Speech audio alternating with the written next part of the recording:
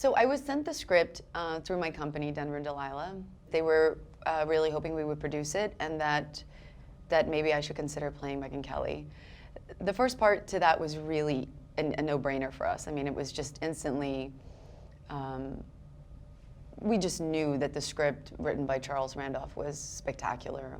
We were expecting something good, something great, and the script just so surpassed that. It's really just a well-written script, very timely, the subject matter, so and just a great opportunity for a lot of talented women to come together and tell an important story. So all of those things were really exciting. And then, you know, I had to finally like sit down with myself and think, how could I even wrap my head around, you know, playing this woman that's incredibly well known, has a very specific sound to her, look to her. She's controversial. She's complex.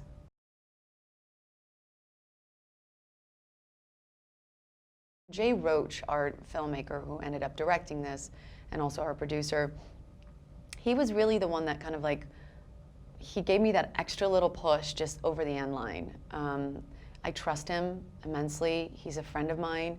I think he has incredible creative taste. I love his work. But I think more than anything, I felt incredibly safe with him. And I felt like if he was at the helm of this, that I would push myself in a way where it was maybe more risky, but with him, I would feel safe to do that.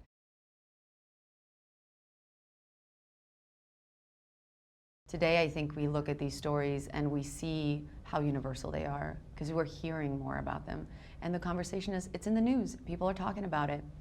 And how nice to go back to the people who actually catapulted us into this, because really this was the first of its kind. It was a year and maybe a half later, it was Harvey Weinstein. So this was the precipice of it, and it was a really important moment. And to have all of this noise around it is really great. You know, it's undeniable. It's a story that people cannot ignore anymore. And then how do you do that in a way where you can go and watch it in a theater and enjoy yourself? Be devastated, be angry, be mad, but also laugh at the absurdity that this is even happening.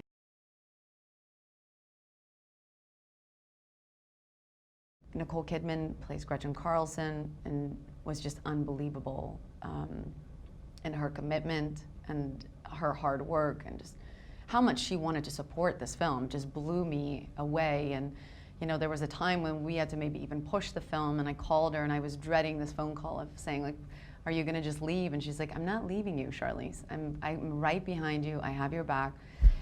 And that was incredibly moving to have that kind of support from women.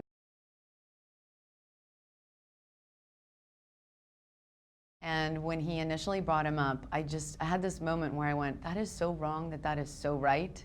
It was just so out of the box casting, and Jay is so good at that. And instantly we all just went, we would have never come up with that, but that is brilliant.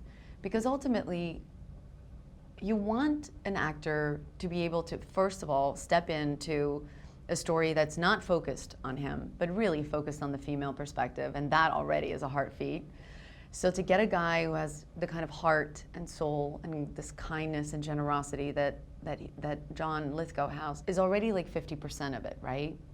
And we knew that he would come and support all of that. But outside of that, he was just a great Ailes. Like once he got into hair and makeup and came out, and the amount of research he did, and this angle that he came from, yet again, that I was so proud of. You know, he never shied away from the fact that this guy, Roger Ailes, was incredibly charismatic and that people loved him.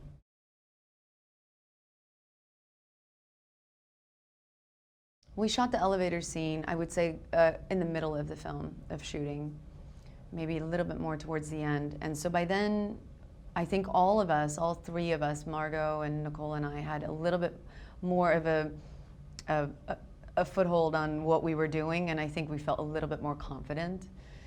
And so I think that moment where we're all three in the elevator and how much we're communicating without really saying anything, I think Nicole says 3 words in the elevator. I don't know how strong that would have been if we had scheduled that earlier in the film. I think there was something that was just kismet, it was serendipitous that we had had that much shooting to be able to just fully stand in our characters and have that be the story and have that telegraph as much as it did.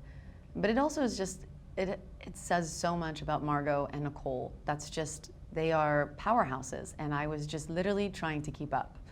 Because when you work with that level of actor, you got to bring your A game. The bar is set pretty high.